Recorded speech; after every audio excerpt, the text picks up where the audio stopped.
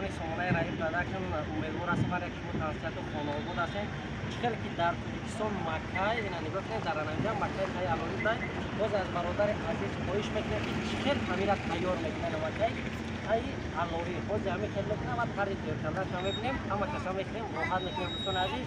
در ترکستان هم همین خیلی چیزا بودای اصلا ما شما ایتمونه خواهش میکنم با صبر توفیق برنامه تمام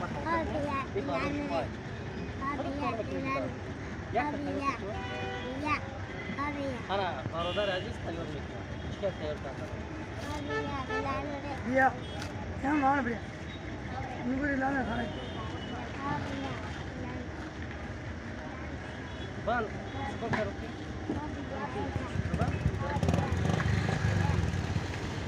دوا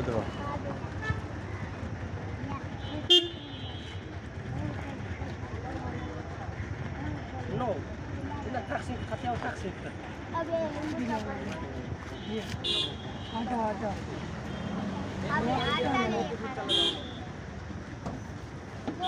آتا لینا سلامت باشید در ترکستان کار خلاص نو چه اومدی روटी खानी چه اومدی دوستان عزیز را خیلی تاوران در آنجا بودن باید اینا برادر عزیز تیار میکنم ببینیم چه خبر از محمد کلام باید با تیار کردن دیدی اوسن سبزی دیدی سبزی مطلب جا رہا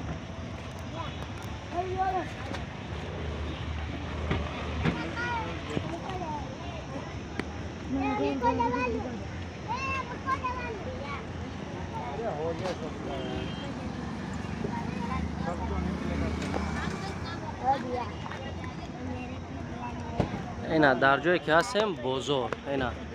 در درون بازار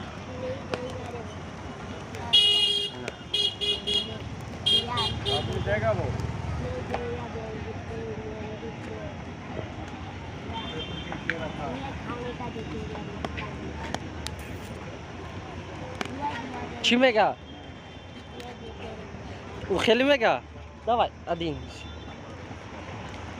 ام خیلی بتاد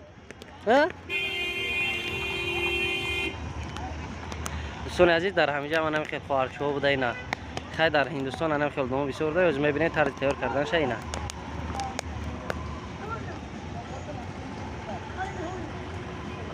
اینا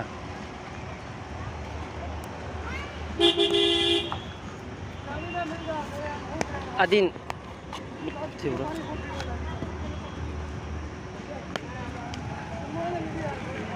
اینا دوستان عزیز از میبینیم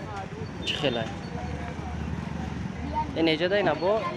لیمونش میکنه اینا با در درونش میکنه اینا بای بای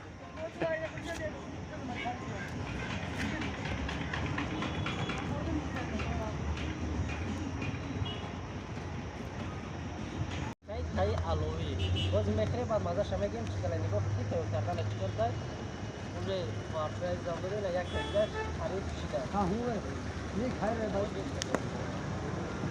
دعوت شده تمام yeter limon da yeter limon da yeter ben bu da çok kıymetli ana düşün aziz diyelim buradan aşağı direkt çıkalım